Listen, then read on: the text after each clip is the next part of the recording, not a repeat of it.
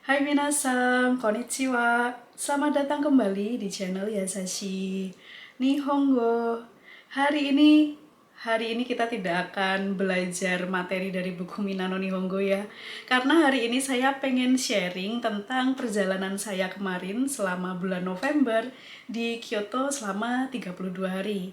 Kemarin saya sempat posting di Instagram, di story ya, di sana banyak yang bertanya hal yang serupa, semacam persiapan pergi Kyoto seperti apa, kemudian berapa biaya yang diperlukan, lalu di sana tinggalnya nyaman atau tidak, di sana ikut program apa, dan lain sebagainya. Jadi saya pikir, oke, saya akan coba sharing hari ini tentang perjalanan ke Kyoto selama 32 hari.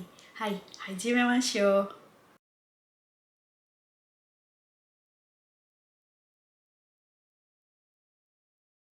Dari perjalanan saya ke Kyoto selama 32 hari tinggal di sana, ada memicu beberapa pertanyaan yang sering muncul dari orang-orang terdekat saya.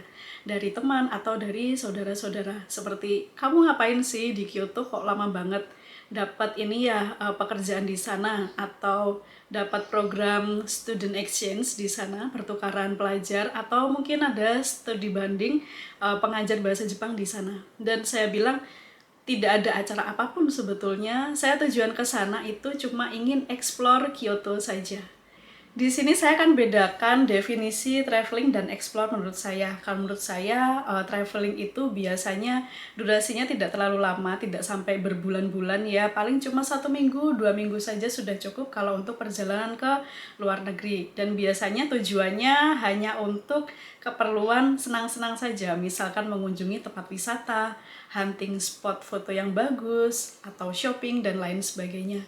Yang saya maksud explore di sini adalah saya pengen punya pengalaman tinggal di Kyoto agak lama dikit lah, sekitar 1 bulan. Jadi saya di sana bisa merasakan atau lebih mudahnya ngomongnya itu seperti melokal dengan orang-orang, dengan warga yang ada di Kyoto. Kayak misalkan menjalani kehidupan sehari-hari seperti native di sana. Jadi tujuan utama saya yang pertama adalah mencari pengalaman gimana rasanya tinggal selama 32 hari di Kyoto.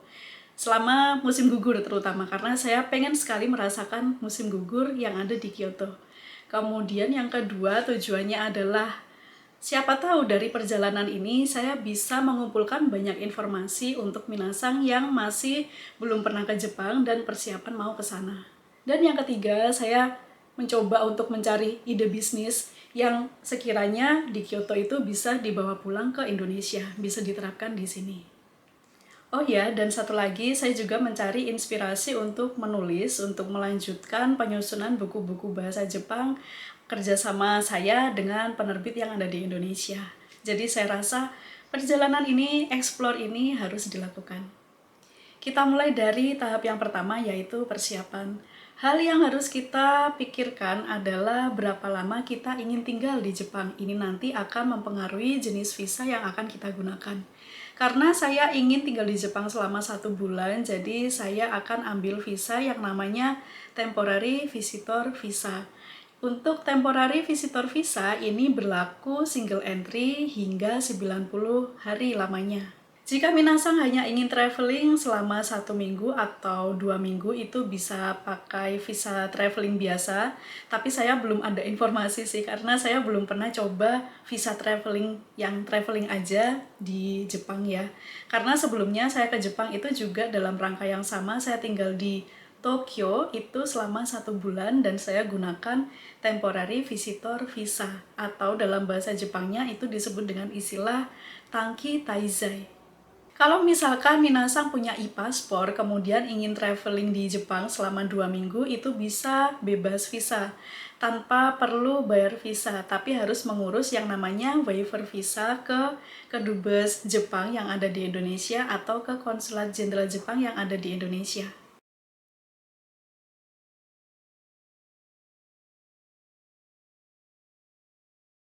Karena saya bertujuan untuk ke Jepang itu pakai temporary visitor visa yang mana akan lebih mudah jika kita punya rekomendasi dari Jepang, dari lembaga yang ada di Jepang ya. Entah itu dari perusahaan atau dari sekolah.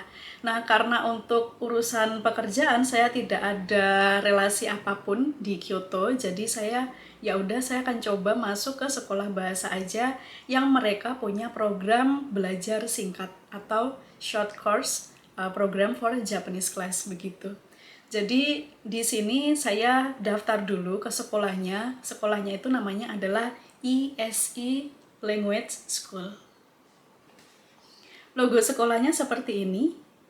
Ini saya bukan endorsement ya minasan, jadi sama sekali tidak ada sponsor masuk ke saya cuma sharing saja.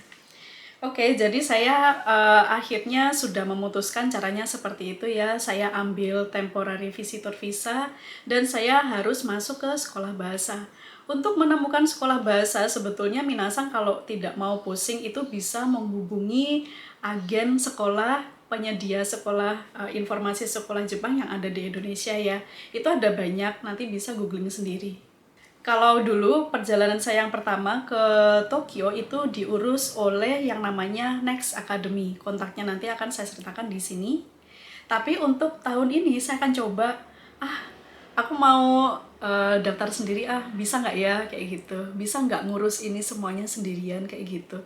Jadi saya putuskan untuk mengurus semuanya sendirian dari awal mencari sekolah hingga keberangkatan.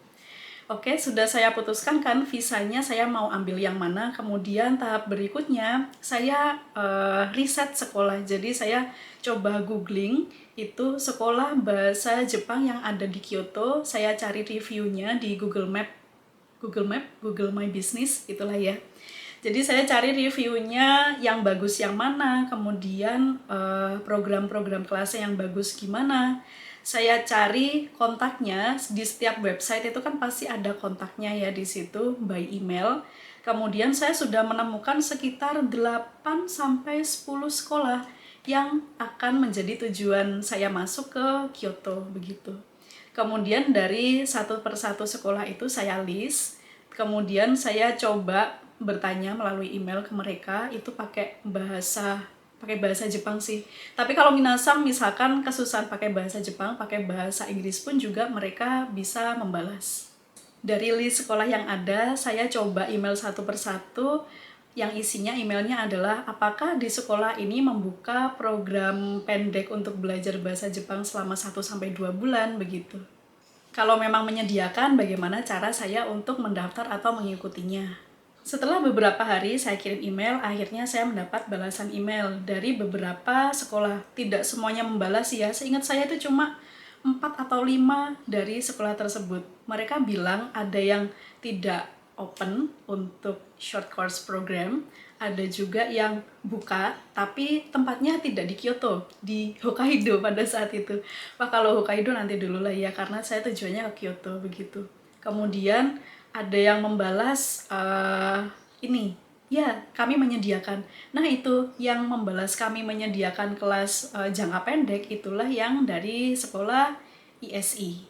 Kemudian dari bagian penerimaan siswa barunya itu ternyata orangnya itu sepertinya half ya, namanya itu separuh Indonesia, separuh Jepang begitu. Terus komunikasi berikutnya dia langsung follow up saya lewat WhatsApp dan dia gunakan bahasa Indonesia begitu. Dijelaskan segala macam bagaimana cara untuk mendaftar di sekolahnya. Saya berangkat ke Kyoto itu adalah tanggal 29 Oktober 2022. Kemudian saya coba untuk melakukan riset sekolah-sekolah bahasa Jepang itu ya, ada di bulan Juni akhir begitu. Kemudian saya sudah bisa nyambung ke pihak ISI. Kemudian mereka memberikan informasi juga kalau misalkan mau ikut program jangka pendek yang ada di ISI, itu pendaftarannya bisa dilakukan 1 bulan sebelum memutuskan untuk masuk sekolahnya. Tapi karena saya tidak mau yang terlalu mendadak ya, jadi saya jauh-jauh hari itu berusaha untuk mempersiapkan semuanya dengan baik. Kemudian di bulan Agustus pertengahan, saya coba untuk kontak lagi mereka. Terus saya memberikan kepastian, iya saya mau ikut program yang selama 4 minggu atau selama 1 bulan. Persyaratannya apa saja? Mereka memberikan beberapa persyaratan. Yang pertama yaitu harus isi formulir pendaftaran. Yang kedua, mereka minta scan paspor kita. Jadi sebelum kita daftar itu pastikan minasang sudah punya paspor terlebih dahulu ya. Kemudian yang ketiga, mereka minta tiket pesawat pulang pergi. Jadi kita sudah harus menentukan tanggal berapa mau masuk sekolah dan sampai tanggal berapa akhir masuk sekolah. Dan yang keempat, mereka meminta bukti pemesanan tempat tinggal kita selama di Jepang. Yang kelima, mereka akan mengirimkan semacam placement test, jadi tes bahasa Jepang untuk mengetahui kira-kira kemampuan bahasa Jepang kita itu sampai seberapa, supaya nanti bisa digabungkan ke kelas yang sudah jalan, yang ada di Kyoto. Jadi kita tidak bisa langsung, saya pilih masuk N5 dong, saya masuk N2 dong, seperti itu tidak bisa. Jadi kita harus ikut tesnya terlebih dahulu. Kalau 5 persyaratan tadi sudah kita penuhi, mereka sudah cek tidak ada kendala, baru berikutnya mereka mengirimkan invoice pembayaran sejumlah berapa biaya belajar termasuk biaya buku yang harus kita bayar. Jika kita sudah membayar semua perihal administrasi untuk keperluan sekolah, baru kita akan dibuatkan invitation letter atau surat undangan dari pihak sekolah yang nanti akan dikirim ke Konsulat Jenderal Jepang yang ada di Indonesia atau ke Dubes Jepang yang ada di Indonesia supaya nanti kita bisa tukar itu dengan visa. Ada satu hal yang harus kita ketahui pada saat mau persiapan membuat visa. Yang pertama kita harus putuskan dulu ini mau bikin visanya kantor yang mana, ke Kedubes atau ke Konsulat Jenderal, ini disesuaikan dengan domisili kita. Karena saya tinggal di Jawa Timur, jadi yang paling dekat itu adalah yang ada di Surabaya, Konsulat Jenderal Jepang yang ada di Surabaya di Jalan Sumatera. Ternyata di sana kita bisa kapanpun datang, tapi harus memperhatikan pembagian jam waktunya. Jadi untuk pengajuan visa, kita masukkan berkas itu dimulai dari jam 9 pagi sampai jam 11 atau jam 12 begitu ya. Kemudian kalau misalkan kita masukin data nih, masukin dokumen jam 1 siang, mereka tidak mau terima. Jadi harus pagi begitu. Kemudian nanti kita sudah masukin berkas segala macam ya. Nanti minasang berkas apa saja yang diperlukan nanti akan saya cantumkan di sini karena ada beberapa formulir-formulir, bisa di-download juga nanti di websitenya Kedubes atau Konsulat Jenderal Jepang yang ada di Indonesia.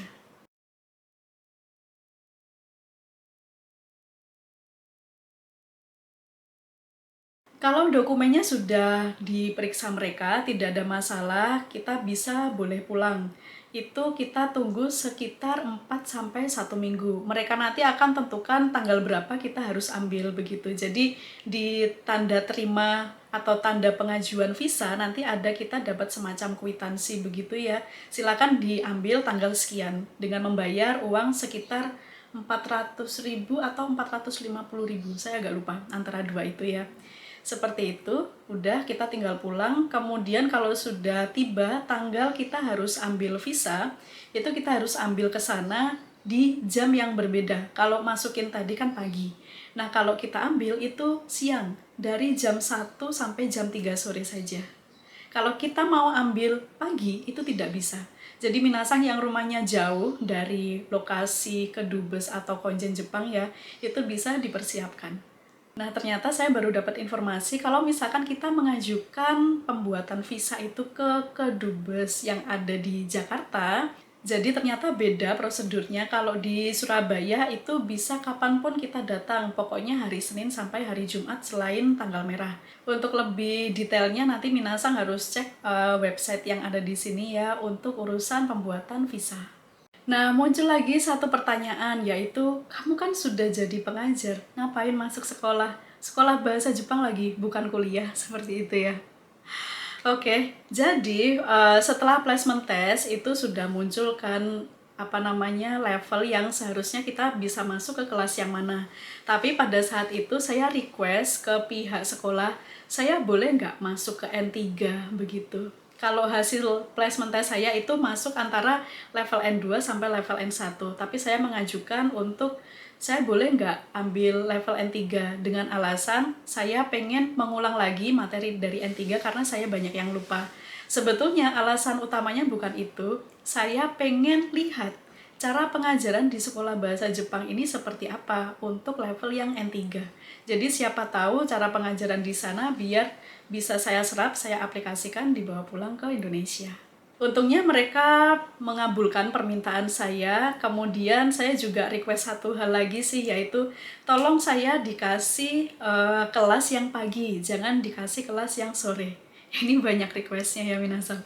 Tapi untungnya mereka menuruti. Jadi kalau di sekolah bahasa Jepang biasanya itu mereka menyediakan 2 macam kelas. Kelas pagi dan kelas sore. Karena saya kan pengennya bisa main ya setelah sekolah, bisa jalan kemana-mana. Jadi saya pengen ambil yang pagi. Yang pagi itu dari jam 8.50 sampai jam 12 siang. Kemudian kalau yang siang itu dari jam 1 sampai jam 3 kalau tidak salah. Jadi durasi waktunya itu hanya 3 jam saja. Untungnya dari pihak sekolah mengabulkan semua permintaan saya.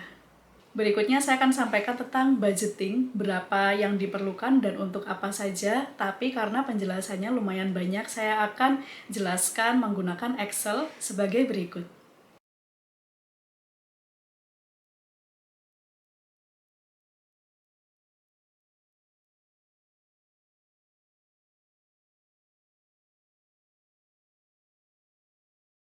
Sebelum saya menyampaikan perihal budgeting berapa uang yang diperlukan untuk tinggal selama 32 hari di Kyoto, di sini ada satu hal penting yang ingin saya sampaikan, yaitu tentang disclaimer.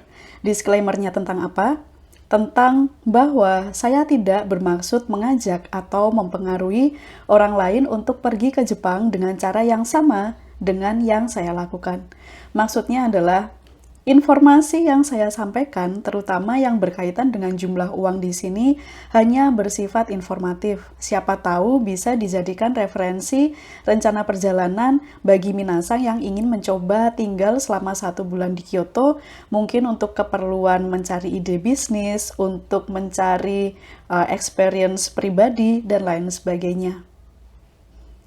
Kenapa hal ini saya sampaikan? Karena setelah kemarin saya kembali dari Kyoto ke Indonesia, beberapa saudara saya itu melontarkan pertanyaan yang serupa, yaitu, kamu tinggal di Kyoto 1 bulan, habis uang berapa? Kemudian saya jawab, ya sekitar 50 juta. Respon sebagian besar dari mereka adalah, hah? 50 juta? Mending uang segitu kamu pakai umroh lah. Atau, hah? 50 juta? Mendingan uang segitu kamu pakai buka usaha lah daripada dipakai jalan-jalan gak jelas. Jadi di sini saya mengingatkan kembali bahwa seharusnya kita bisa menghargai keputusan yang diambil oleh seseorang. Seseorang mengambil sebuah keputusan itu pasti tujuannya bermacam-macam. Jadi kita tidak perlu mengejudge itu menjadi hal yang buruk bagi dia atau menjadi hal yang baik bagi dia. Selama keputusan yang diambil itu tidak merugikan siapapun. Di sini saya melakukan perjalanan juga menggunakan uang saya sendiri, tidak minta kepada siapapun, dan saya tidak merugikan satu pihak manapun. Karena tujuan saya explore ke Kyoto, tinggal di sana selama 1 bulan, tadi sudah saya jelaskan di awal ya, semoga minasang bisa memahaminya.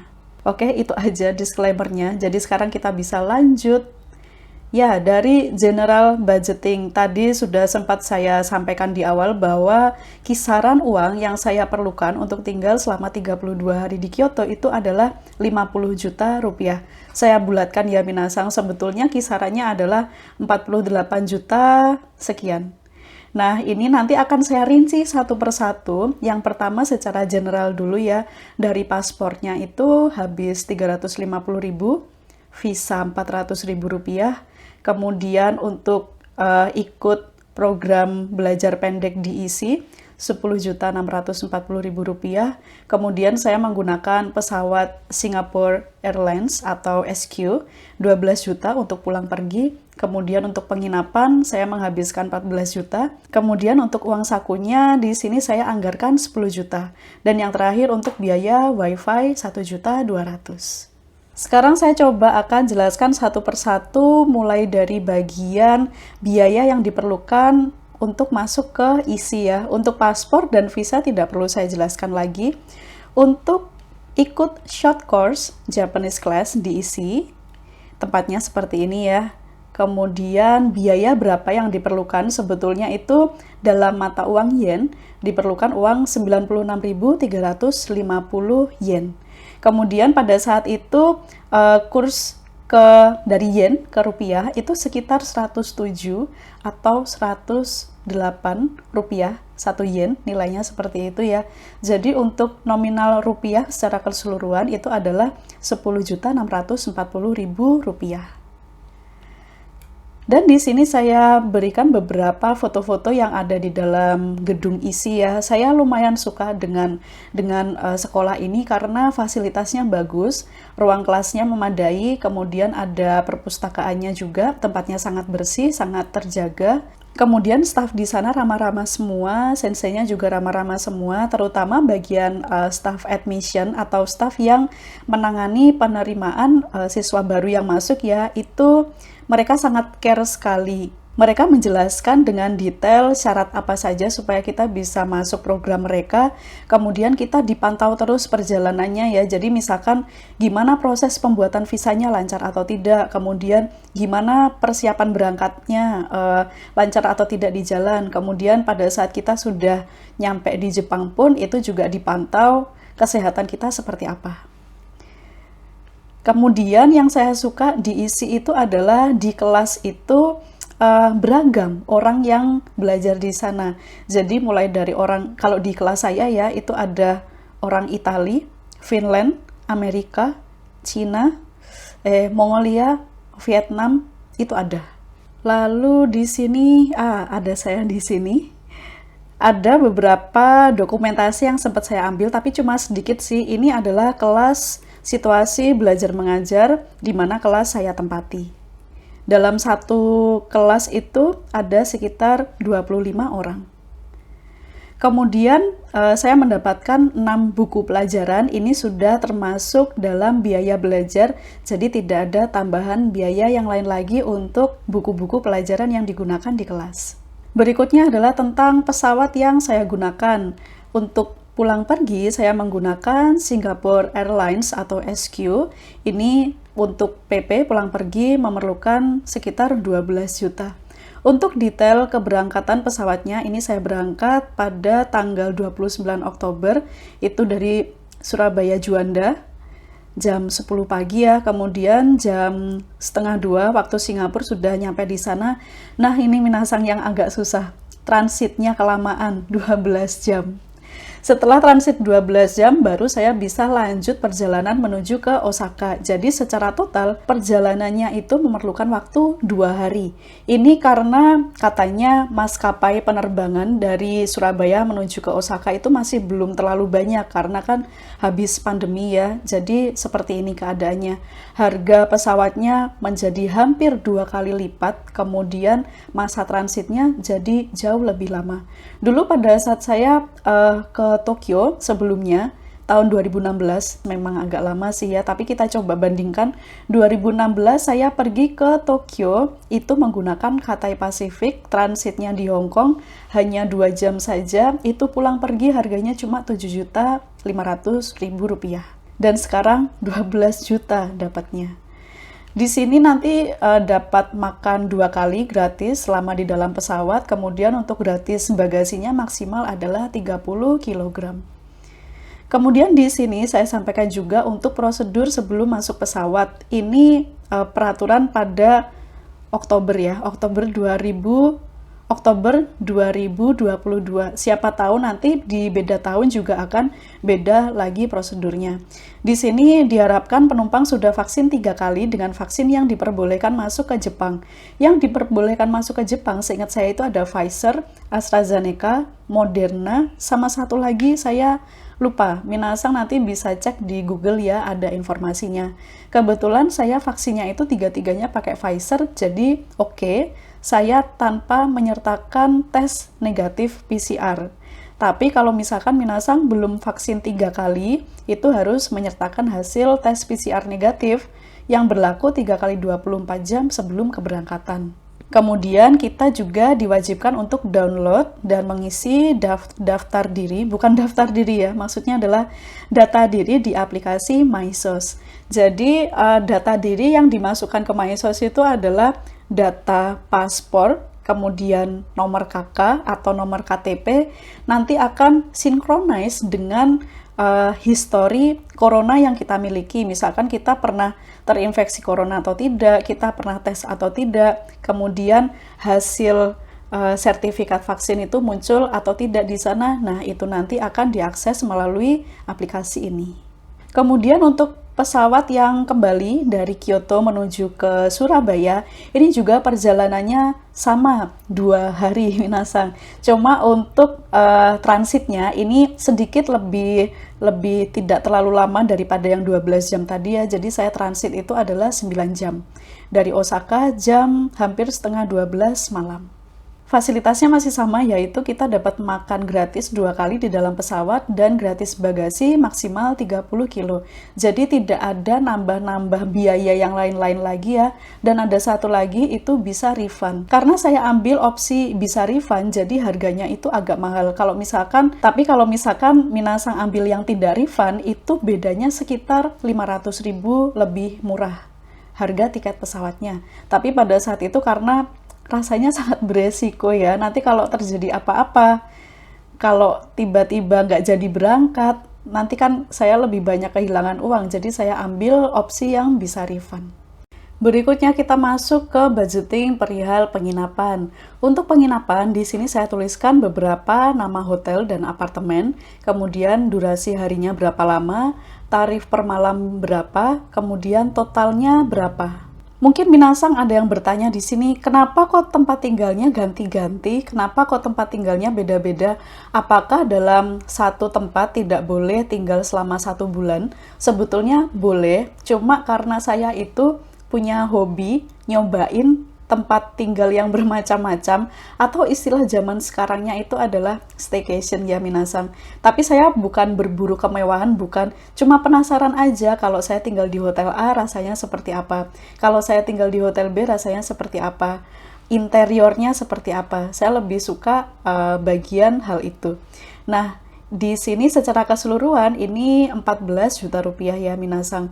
Sebetulnya kalau minasang mau lebih proaktif untuk mencari penginapan-penginapan yang bisa lebih murah, itu saya sarankan untuk ambil yang Airbnb, ambil yang apartemen. Jadi itu harganya lebih murah. Jadi sebetulnya ini agak ribet ya minasang. Saya suka meribetkan diri sendiri. Kan ini per 6 hari, per 7 hari itu saya harus pindah-pindah dari lokasi hotel satu ke hotel yang lain begitu ya. Saya harus packing lagi seperti itu. Tapi saya fun-fun aja melakukan hal itu. Jadi dari sebelum berangkat itu sudah saya setting terlebih dahulu bahwa barang bawaan saya itu tidak boleh terlalu banyak supaya saya bisa moving dengan mudah setiap minggunya. Nah, di sini akan saya berikan beberapa review hotel yang saya pernah saya pakai tempat tinggal di sana ya. Yang pertama itu adalah Hotel Grand MS Kyoto. Per malamnya segini harganya ya. Jadi tampilan depannya seperti ini di pusat kota ya minasang, jadi kalau misalkan mau kemana-mana itu mudah dan dekat dengan tempat wisata. Bagian dalamnya seperti ini hanya untuk kapasitas 1 orang saja. Kalau misalkan berdua, minasang mau berdua dengan teman begitu ya, terlalu sempit ruangan ini. Tapi nanti minasang bisa juga ambil opsi yang lain yang bisa digunakan untuk 2 orang. Ada foto yang lain, misalkan seperti ini kondisi pada saat siang hari, jendelanya itu bisa tembus cahaya ya, jadi cahaya matahari bisa masuk ke dalam. Dan ini untuk ruang kamar mandinya atau toiletnya. Jadi agak lucu gitu sih tempatnya. Jadi toilet sama bak mandinya itu dia seperti menggantung di sini. Overall nyaman sekali. Di sini setiap hari kita dapat servis, dibersihkan, dirapikan ruangannya, dan kita dapat refill air mineral 2 botol setiap hari. Di dalamnya juga ada kulkas mini juga, jadi kalau misalkan kita mau naruh-naruh makanan, bisa ditaruh di ruang masing-masing. Hotel yang kedua, Hotel Agora Kyoto Shijo. Ini yang paling favorit untuk saya. Saya nggak sengaja menemukan hotel ini, ternyata lumayan bagus. Jadi pada saat kita masuk ke ruangannya, itu seperti ini ya minasang. Masuk ke ruangan kamarnya, begitu masuk di sebelah kiri itu ada toiletnya, ruangannya sendiri, shower room ada sendiri, dan kalau ruang ini kita buka, itu adalah tempat tidurnya. Jadi seperti ini. Ini lumayan luas, bisa untuk 2 orang dan kita diberi baju ganti di sana setiap hari itu bisa ganti. Bagian dalamnya seperti ini. Kita dapat servis, bisa dibersihkan ruangannya setiap hari dan bisa juga dapat refill air mineral setiap hari itu dapat 2 botol. Di dalamnya ada kulkas juga, ada hair dryer, ada juga untuk bikin air panas itu ya. Tapi hotel-hotel tersebut belum termasuk makan. Jadi kalau makan saya selalu pergi keluar. Hotel berikutnya adalah namanya Hotel Number 6 Nijo. Ini harganya sama dengan Agora Kyoto Shijo tadi ya. Tapi ini bangunannya lucu sih. Dia itu seperti mix apartemen dan juga mix hotel. Jadi kalau kita masuk ke sini itu sistemnya adalah self check-in. Jadi setelah kita melakukan pembayaran, kemudian 3 hari sebelum kita jadwalnya check-in di situ, nanti kita akan dapat email. Yang pertama adalah passcode. Jadi kita masuk ke rumahnya ini dulu ya. Itu ada passwordnya, ada kodenya. Kita harus tekan itu ya. Kemudian nanti baru bisa masuk ke Uketsuke. Tidak ada hostnya, jadi kita itu harus masuk sendiri. Kemudian baru kita menuju ke lantai ini, kamar kita. Pada saat itu saya dapat lantai 4. Kemudian nanti kita dapat passcode satu lagi, yaitu kode untuk masuk kamar yang akan kita tempati. Jadi kita dapat 2 passcode ya minasang. Yang pertama adalah dari entrance-nya, masuk bangunan utama, dan yang kedua adalah untuk masuk ke ruang yang akan kita tempati. Kamarnya seperti ini. Ini kapasitas untuk 2 orang, lebih luas daripada yang Agora Kyoto Shijo tadi. Jadi masing-masing dapat twin. Sekalipun saya udah bilang, saya cuma 1 orang, tapi dikasihnya twin begini bednya. Dari dalam seperti ini ruangannya. Ada satu yang disayangkan, yaitu untuk AC-nya. AC-nya di sini karena kami kan sedang musim dingin ya, jadi pasti yang digunakan itu adalah dambo untuk penghangat ruangan. Itu kurang bekerja optimal, jadi sekalipun sudah dinyalakan dambonya, itu hangatnya tidak bisa merata ke seluruh ruangan. Entah karena AC-nya kurang oke atau ruangannya yang terlalu luas. Ada jendelanya, bisa dibuka, cuma di sini ada trali besi ya, jadi cuma bisa lihat pemandangan dari sela-sela tralinya saja. Kacanya tidak bisa dibuka. Dan ada satu lagi di sini. Saya menemukan ada jendela yang ditutup menggunakan kertas, itu dia ada sobek. Tapi ini tidak masalah karena udara dingin yang dari luar itu tembusnya cuma sedikit sekali. Pokoknya jauh-jauh aja dari lubang yang ada di sini. Setelah 3 kali saya pakai hotel, berikutnya saya coba untuk pakai apartemen. Ini apartemen yang paling murah, 1 malamnya cuma segini karena ternyata bangunannya itu bangunan lumayan bangunan lama. Kedua, tempatnya itu agak jauh dari tengah-tengah kota, jadi tempatnya tuh ini, ruang masuknya itu di sini. Lorong masuk untuk menuju ke kamarnya. Dan saya baru tahu, ternyata kamar saya itu di lantai 4, dan di situ tidak disediakan lift, tidak ada eskalator, jadi saya harus mengangkat semua barang-barang saya dari lantai 1 ke lantai 4, manual. Tidak ada pertolongan apapun, apalagi saya kan habis cedera tangan ya, jadi saya tidak mau angkat-angkat terlalu berat. Jadi pada saat itu solusinya di lantai 1 isi koper saya itu saya buka, jadi saya angsur sedikit-sedikit gitu ya, barangnya saya naik turun 4 kali kalau tidak salah, itu baru selesai. Dari lantai 1, lantai 4, balik lagi, seperti itu, daripada tangan saya kenapa-kenapa. Untuk ruangannya lumayan nyaman di sini, cuma ini kurang bersih tempatnya. Jadi masih ada beberapa debu pada saat saya masuk ke situ, terus ada semacam apa namanya bed cover atau sarung bantalnya itu ada kotor, jadi kurang bersih. Dengan harga segini ya memang harganya lebih murah, tapi ya kualitasnya mengikuti. Dan ini lumayan agak jauh dari stasiun kereta yang terdekat. Stasiun kereta yang paling dekat itu harus jalan kaki 1 kilo. Dan apartemen yang terakhir ini saya ambil di daerah Gyeong.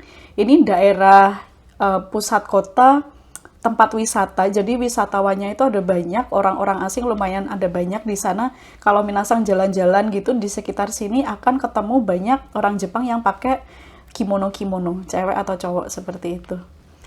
Untuk apartemen Gyeong Altecia di sini per malamnya adalah Rp400.000. Jadi tempat masuknya itu jadi satu dengan kafe. Ini sebetulnya entrance-nya kafe. Jadi saya harus masuk ke sini, baru ke sebelah kiri ini ada lift. Masuk ke situ, kamar saya ada di lantai 5. Kondisinya seperti ini. Walaupun kesannya sederhana, tapi apartemen ini jauh lebih nyaman ditempati daripada yang sebelumnya. Untuk fasilitas-fasilitasnya itu lebih bagus, lebih baru, bangunannya lebih baru, dan ini lebih bersih. Kalau kita masuk ke apartemen itu ada pantry-nya ya, jadi minasan nanti bisa masak di sana. Sudah disediakan alat-alat mulai dari penggorengan, panci, alat makan, kompor, itu semuanya ada di sana. Dan ada satu hal yang menarik bagi saya, pada saat saya setelah menyelesaikan pembayaran ya, itu saya dapat passcode, satu passcode, dia bilang katanya passcode ini digunakan untuk membuka key box katanya, kotak kunci. Yang saya bayangkan kotak kunci itu semacam locker, seperti itu ya, tapi ternyata pada saat saya sudah nyampe di depan kamar, saya lihat pemandangan semacam ini, yang tergantung di di knop pintunya itu semacam gembok besar sekali. Terus saya bingung, ini gimana enter passcode-nya, terus kenapa locker nggak ada begitu. Setelah saya amati ternyata itu passcode-nya kita harus setting di sini ya. Ini ada nomor-nomornya, ada 4 nomor, kita masukkan di situ, baru ini gemboknya itu bisa dibuka, di dalamnya ada kuncinya. Nah, kunci ini yang kita gunakan untuk membuka pintunya. Seperti itu. Jadi omoshiroi desu ne kore. Lumayan menarik yang ini. Berikutnya adalah tentang pengeluaran harian. Untuk pengeluaran harian di sini saya sertakan mulai dari makan pagi. Saya itu yang dimakan apa? Biasanya roti sama pisang. Ini 20 ribuan rupiah lah ya totalnya. Kemudian untuk makan siang ini biasanya saya makan di restoran yang terdekat. Sebetulnya untuk menu yang saya makan itu kisaran dari harga 50 ribuan rupiah itu ada, sampai kisaran 100 ribu rupiah itu juga ada. Kayak misalkan ingin makan ramen, ramen itu paling murah rasanya 70 ribu rupiah begitu. Jadi saya masukkan di sini satu kali makan siang itu adalah 70 ribu rupiah. Kemudian untuk malam hari kadang saya makan, kadang saya cuma jajan aja. Biasanya saya beli makanan-makanan khas yang ada di tempat itu atau makanan-makanan jajanan-jajanan khas untuk musim aki, untuk musim gugur. Kemudian untuk transportnya di sini saya ukur dari 230 yen, ini adalah satu kali kita naik bis. Jadi biasanya saya dari penginapan ke sekolah itu naik bis, itu satu kali naik itu 230 yen. Jadi saya bulatkan saja untuk transportnya satu hari itu 50 ribu rupiah. Jadi secara total satu hari 180 ribu rupiah, untuk 32 hari itu ketemunya 5.760.000 rupiah. Jadi roti-roti yang saya makan itu semacam ini. Ini kisaran harganya, ini harganya 140 yen, jadi sekitar 15.000 rupiah ya. Kemudian untuk pisangnya itu biasanya kisaran satu biji harganya 5.000 rupiah. Untuk set meals-nya saya makan yang seperti ini dari Sukiya. Jadi nama tempatnya itu adalah Sukiya. Itu semacam Yoshinoya kalau di Indonesia yang lebih populer ya. Tapi saya lebih suka yang Sukiya. Satu set seperti ini 60-an ribu rupiah. Kemudian ini jajanan khas untuk musim gugur. Jadi saya suka nyoba-nyobain begitu. Kemudian kadang kalau saya pengen main ke kafe, itu saya batasi untuk jajannya itu tidak lebih dari 1.300 yen. Jadi rata-rata saya keluar uang satu kali jajan di kafe itu adalah sekitar 1.000 yen atau 100 ribuan rupiah. Dan berikutnya adalah tentang internet. Karena saya kemana-mana itu mengandalkan Google Map, karena saya tidak bisa ingat jalan, saya gampang bingung di jalan, jadi satu-satunya harapan adalah menggantungkan diri ini ke Google Map. Dari sini mau kemana, naik apa, transfer di mana, itu sudah sangat nyaman sekali. Di sini saya pakai Pocket Wi-Fi. Di sini saya pakai Pocket Wi-Fi yang dari Travel Wi-Fi. Ini sama sekali tidak endorse ya minasang. Travel Wi-Fi sama sekali tidak ada uang masuk ke saya. Tapi ini saya cuma sharing aja karena saya merasakan manfaatnya lumayan murah. Karena di sini harganya itu secara total 1.189.000 rupiah, ya kita bulatkan 1.200.000 rupiah ya minasang. Itu harga per harinya adalah 21.000 rupiah. 21.000 rupiah ini kita dapatnya 1 giga, itu sudah lebih dari cukup kalau kita hanya gunakan di jalan untuk akses Google Maps saja. Jangan buka video Instagram, jangan buka video YouTube. Di jalan fokus aja nyari jalan minasang ya. Nanti kalau misalkan ingin akses Instagram, mau update status, atau apalagi mau nonton YouTube video, itu tunggu pulang aja. Di penginapan itu selalu disediakan free wifi sampai kapanpun. Jadi ini harganya per harinya adalah 21.000 rupiah. Kemudian kita juga harus membayar deposit peminjaman modem ini sebesar 500.000 rupiah. Kalau misalkan kita sudah selesai traveling, kemudian kita kembalikan pocket wifi-nya itu ke kantornya ini ya, travel wifi, saya ambil yang dari cabang yang di Surabaya. Setelah mereka terima modemnya, dipastikan tidak ada kecacatan apapun, baru nanti mereka akan mengembalikan deposit itu ke rekening pribadi kita. Jadi ini lumayan murah kalau menurut saya.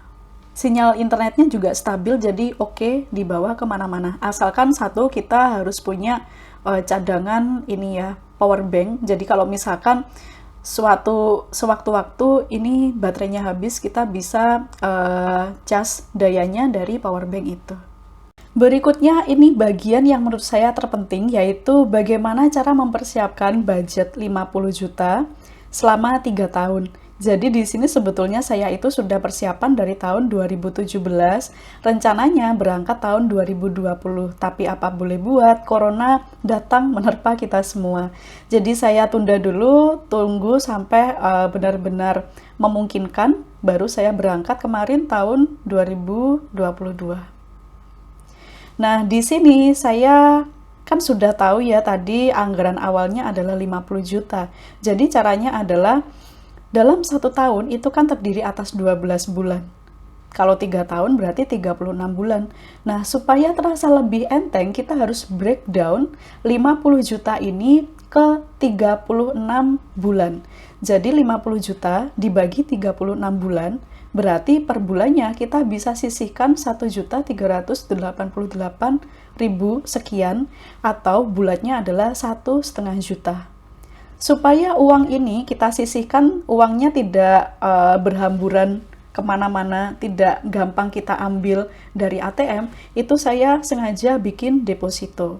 Kalau deposito ini yang paling konvensional ya minasang, supaya uang kita itu nggak gampang diambil sama kita gitu, dikit-dikit ambil, dikit-dikit jajan, itu kan nggak terasa tiba-tiba uangnya habis begitu.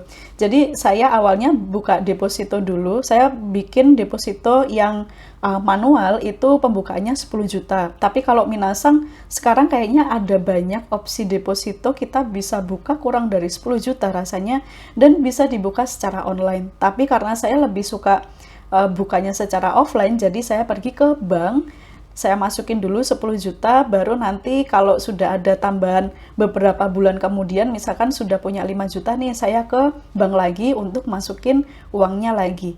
Tapi kalau minasang mau open depositonya itu secara online, itu pun juga bisa diakses dengan mobile banking. Atau cara yang lebih keren lagi, yaitu minasang bisa ini buka rekening RDPU atau reksadana pasar uang. Reksadana pasar uang ini semacam deposito, tapi kita bukanya bisa secara online begitu. Dan untuk suku bunganya itu lebih banyak daripada deposito. Kenapa saya sarankan di sini reksadana pasar uang? Supaya nanti untuk pencairannya itu lebih gampang. Selain itu, resikonya juga rendah. Saya sarankan minasang punya yang namanya dana cadangan. Dana cadangan ini apa sih? Dana cadangan ini adalah dana yang digunakan pada saat kita amit-amit nih terkena hal-hal buruk yang tiba-tiba menimpa kita dan bikin kita nggak bisa bekerja. Nah, uang ini yang bisa kita gunakan untuk hidup sehari-hari. Jadi selain saya mempersiapkan budget yang khusus untuk traveling aja, saya juga mempersiapkan dana cadangan yang saya bisa gunakan nanti setelah pulang dari Kyoto. Dan uang cadangan ini sifatnya harus liquid ya minasang, jadi kita bisa gunakan itu sewaktu-waktu. Sebetulnya untuk dana cadangan ini bisa dihitung sebanyak 3 kali pengeluaran bulanan. Tapi karena pekerjaan saya itu bukan pekerjaan yang settle, bukan pekerjaan yang punya penghasilan tetap per bulan, jadi di sini saya anggarkan saya harus punya dana cadangan untuk 12 bulan. Untuk keperluan saya 1 bulan itu adalah 2 juta, karena saya tinggal di desa ya, jadi biaya hidup di sini lebih rendah. 2 juta kali 12 bulan berarti saya harus punya dana cadangan 24 juta di rekening bank saya. Yang menjadi kunci supaya kita bisa mempersiapkan budget ini ya, yaitu kita harus bisa menyisihkan uang, bukan menyisakan. Ini dua hal yang beda ya, menyisihkan dan menyisakan. Kalau menyisihkan itu begitu kita dapat gaji, itu langsung disisihkan. Pokoknya 1,5 juta ini untuk keperluan untuk tinggal di Jepang, seperti itu. Pastinya setelah kita menyisihkan uang untuk kebutuhan pokok terlebih dahulu. Jadi nanti jajan-jajannya itu tinggal sisa-sisa aja, tanpa akan mengurangi jumlah budget uang yang akan kita perlukan untuk tinggal di Jepang. Kemudian, jika minasang merasa kalau penghasilan masih kurang dan masih ingin pergi ke Jepang dengan biaya sendiri, maka perlu menambah sumber penghasilan. Skill yang bagus atau kita punya multiple skill ya, pasti akan berpeluang bisa menambah sumber penghasilan. Jadi selagi kita masih muda minasang ya, masih muda, masih sehat, harus belajar yang banyak, bekerja yang banyak, menabung yang banyak, supaya minasang bisa pergi kemanapun ke tempat yang disuka, mengumpulkan banyak experience yang bermanfaat dari sana. Mungkin ada yang bertanya, saya pekerjaannya apa? Sumber penghasilannya dari mana? Di sini saya sebutkan, ini sumber penghasilan saya ya. Yang pertama dari royalti buku, karena saya penulis juga, jadi saya dapat royalti buku dari setiap buku yang terjual. Kemudian saya ada toko buku juga, kemudian ini ada AdSense YouTube, ini berkat minasang, sehingga saya dapat ini. Yang keempat, mengajar online. Mengajar online ini sebetulnya saya sekarang muridnya itu hanya sedikit sekali, hanya 3 orang saya handle, karena saya tidak menambah siswa lagi. Kemudian kadang saya ada job penerjemahan juga. Yang keenam, ini agak aneh sih, tapi ini nyata, saya bisa terima uang dari sini, yaitu menyewakan akun media sosial. Jadi yang saya sewakan itu adalah Facebook, dipakai partner saya untuk jual beli. Kemudian yang ketujuh, ini ada beberapa instrumen investasi, tapi ini sangat kecil sih minasang. Jadi keuntungan dari investasi ini masih sangat kecil ya, sebatas buat beli pulsa internet sama bayar listrik ya. Jadi seperti itu. Semua uang yang saya gunakan ini pure dari saya sendiri. Saya tidak minta orang tua, tidak minta siapapun. Saya usahakan sendiri.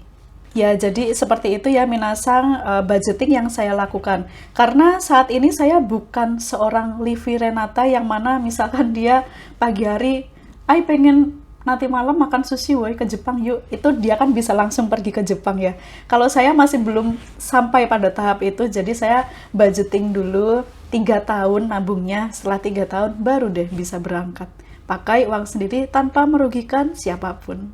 Semoga informasi budgeting ini bisa bermanfaat untuk minasang yang membutuhkan. Berikutnya saya akan coba menjawab beberapa pertanyaan yang masuk ke Instagram saya, dan di sini saya cuma sebutkan pertanyaannya apa, kemudian jawabannya seperti apa ya minasang. Untuk nama-nama penanyanya ini tidak saya sertakan karena banyak pertanyaan yang berulang. Pertanyaan yang pertama, syarat bisa masuk short course program diisi itu apa?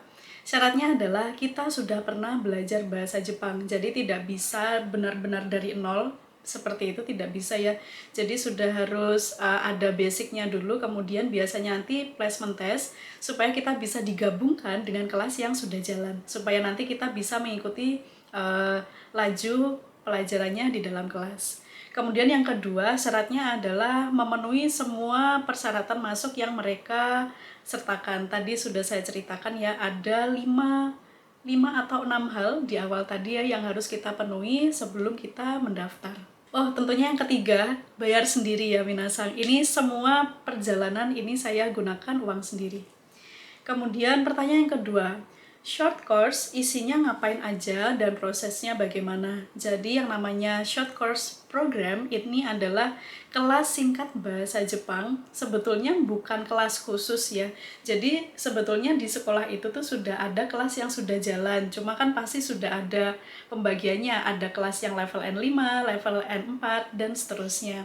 Nah nanti dari placement test yang sudah kita kerjakan, pihak sekolah akan tahu seberapa tinggi tingkat kemampuan bahasa Jepang kita, sehingga kita bisa digabungkan ke kelas yang sudah jalan yang di sekolahan.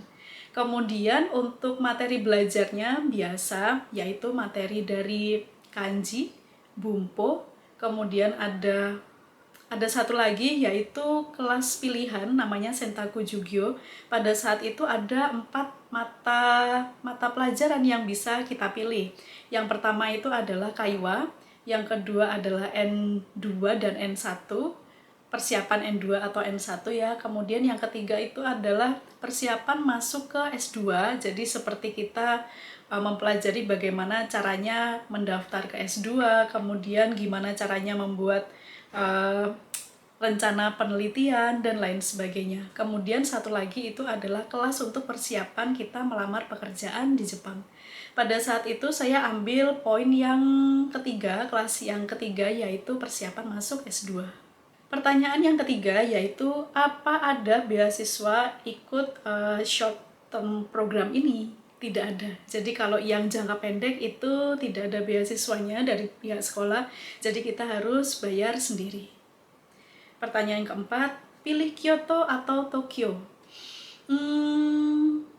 Saya sebetulnya basicnya adalah suka tempat yang tenang. Kemudian kebetulan saya suka dengan ini ya, detail bangunan seperti itu. Nah, karena di Kyoto itu lebih tenang, kemudian mereka punya bangunan-bangunan yang tradisional itu banyak ya. Jadi saya lebih suka Kyoto daripada di Tokyo. Sebetulnya pada saat saya tinggal di Tokyo, pada saat itu 2016 ya, di Tokyo bukan tinggal sih, tapi sekolah saya di Tokyo. Tinggal saya itu adalah di Kawasaki. Kawasaki itu dekat sama Yokohama. Di Yokohama pun saya suka juga di sana karena lebih tenang. Cuma kalau yang di kota yang terlalu sibuk itu rasanya saya kurang bisa tenang di sana. Pertanyaan yang kelima, apa aktivitasnya selama di Kyoto? Oke, aktivitas saya di Kyoto yang pertama adalah saya harus sekolah ya, tidak boleh bolos. Jadi biasanya saya bangun pagi itu sekitar jam 5 pagi waktu Jepang. Kemudian setelah bangun ya beres-beres segala macam, belajar buat persiapan nanti masuk ke kelas, lalu sarapan. Kalau sarapan saya tidak di luar ya minasang, karena saya tuh karena makannya lama, jadi kalau saya harus pergi ke restoran untuk makan itu waktunya tidak cukup. Jadi biasanya saya sarapan itu hanya pakai roti dan pisang aja, jadi bisa makan di dalam kamar. Terus saya berangkat itu biasanya antara jam 8, sekitar jam 8, karena di jalan itu saya sekitar setengah jam. Kadang saya pergi ke sekolah itu jalan kaki, kadang saya naik bis. Nyampe di sekolah jam setengah 9-an, kemudian proses sekolah sampai jam 12. Setelah dari sekolah biasanya saya antara balik ke penginapan atau saya mampir dulu ke tempat makan, seperti itu. Istirahat sebentar, kemudian saya baru lanjut untuk explore nih, mau ke tempat wisata apa atau mau cari toko-toko apa yang diinginkan, karena saya suka ya lihat kafe atau toko-toko yang ada di Jepang itu desainnya itu bagus banget seperti itu. Jadi saya hunting ke sana. Kemudian saya pernah coba ya, saya kan merasa saya tidak mau menyia-nyiakan waktu di sana, cuma 32 hari, saya harus jalan setiap hari kayak gitu. Harus explore kemana-mana. Saya sudah coba selama 1 minggu. 1 minggu awal itu setiap hari saya tuh keluar. Dan kalau di Jepang itu kan harus banyak jalan kaki ya. Ternyata kaki saya nggak kuat, jadi lama-lama kok sakit ya kaki itu, banyak jalan kayak gitu. Jadi rata-rata kalau misalkan saya ada keluar, itu biasanya jalan kaki, lihat dari apa namanya, step history di handphone itu kan ada ya. Itu sekitar antara 8 sampai 12 kilo. Kalau saya nyasar itu biasanya sampai 13 kilo seperti itu. Jadi akhirnya daripada saya nanti kenapa-napa, jadi daripada saya kecapean atau sakit karena kan sendirian jadi harus jaga badan sendiri ya. Jadi saya kasih jeda, biasanya 1 hari jalan ke tempat yang jauh, kemudian besoknya istirahat atau cuma jalan ke tempat yang deket-deket aja. Karena sendirian ya, jadi kita harus benar-benar bisa jaga badan di sana. Apalagi pada saat bulan November itu sudah mulai dingin, suhunya sekitar 10 derajat sampai 18 derajat, itu lumayan dingin buat saya. Kemudian saya biasanya pulang ke penginapan itu sekitar jam 5 sore, karena jam 5 sore itu di sana sudah gelap begitu. Karena mau pergantian musim mendekati ke musim dingin ya. Jadi kalau jam 5 itu di sana sudah mulai gelap. Kemudian saya balik ke penginapan, ya istirahat, makan, belajar, tidur, dan lanjut keesokan harinya lagi. Pertanyaan yang keenam, selama ikut kelas bahasa Jepang di sekolah, apakah bisa baito? Tentu saja tidak bisa baito. Orang yang bisa baito itu adalah orang yang punya student visa minimal untuk masa tinggal 6 bulan. Jadi sekalipun misalkan nih kita ke Jepang pakai temporary visitor visa, yang tadi saya bilang bahwa kita single entry, sekali masuk bisa selama 90 hari tinggal di sana ya, itu kita tidak diizinkan untuk baito. Pertanyaan yang terakhir yaitu experience apa yang didapat? Yang didapat tinggal selama 32 hari di Kyoto. Ini sebetulnya lumayan banyak, tapi saya coba untuk jelaskan satu persatu. Experience pertama yang saya rasakan adalah saya merasa kerasan sepertinya ya. Kerasan tinggal di Kyoto, apalagi pada saat musim gugur, itu wah bagus sekali pemandangannya. Kemudian di Kyoto juga karena banyak bangunan-bangunan tradisional, bangunan toko-toko, museum itu ada banyak dan bagus-bagus. Jadi saya lebih suka tinggal di Kyoto. Kemudian ini ada beberapa poin ya, saya tuliskan di sini sambil saya baca supaya nanti tidak ada yang terlewat. Dan saya baru menyadari satu hal, ternyata sepertinya orang Jepang itu susah untuk mengenali wajah orang Indonesia. Selama saya di Jepang, tidak pernah sekalipun saya itu disangka orang Indonesia.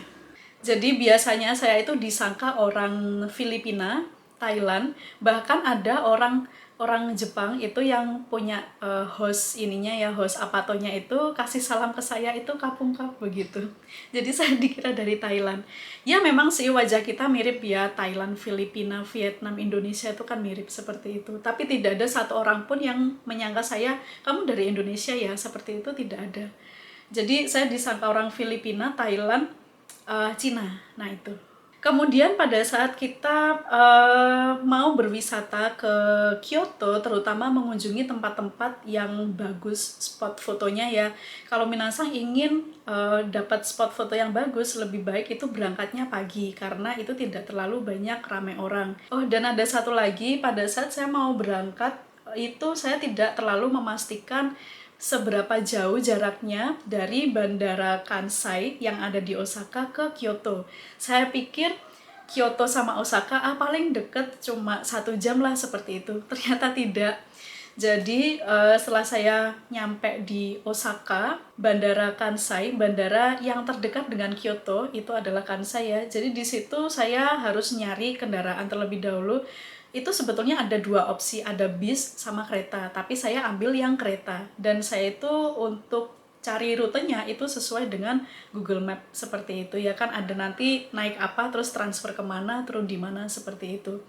Ternyata itu lumayan makan waktu jauh, dan pada saat itu karena saya sebelumnya kan perjalanan itu sudah 2 hari ya minasang, kondisi badan tidak bagus, kemudian malam itu kayaknya saya kurang makan kayak gitu, terus di pesawat itu saya nggak bisa tidur nyenyak, jadi kayaknya asam lambung saya itu naik. Terus pada saat sudah nyampe ke Osaka, tiba-tiba kan dingin. Sebelumnya saya di Indonesia sekitar 30-35 derajat, kemudian tiba-tiba langsung pindah ke ke Kyoto dengan suhu yang kisaran cuma 15 derajat saja.